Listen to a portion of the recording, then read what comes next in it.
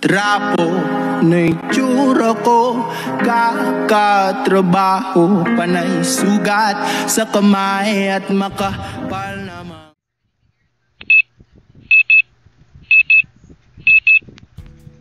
So yung what's up guys, this is Jay Vlogs. Once again, magandang buhay po sa ating lahat. Ayan, at ako'y bumangon na sa aking kinahihigaan dahil anong oras na, tinanghali na naman tayo ng biyahe. Maya maya nakapag-asikaso na ako ng aking sarili at maya ito ang bumungad sa akin. So hindi naman tumagal lang ulan at maya maya bigla na lang din umaraw. So yun, napatambay tayo dito sa may Rojas Boulevard Service Road, malapit sa may Aristocrat Tambayan ng mga Grab driver.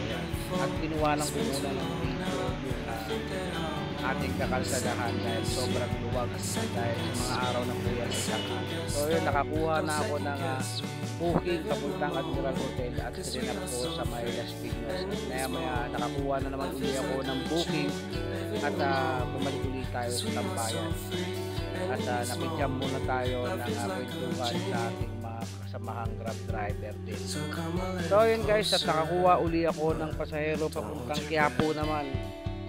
At maya maya ay nag-rolling ako dahil wala na naman pasahero at nakaabot na naman ako ng Quiapo at bumalik na naman ako sa Tambayan. Kasi kung mag-rolling tayo ay mawawalan tayo ng gasolina.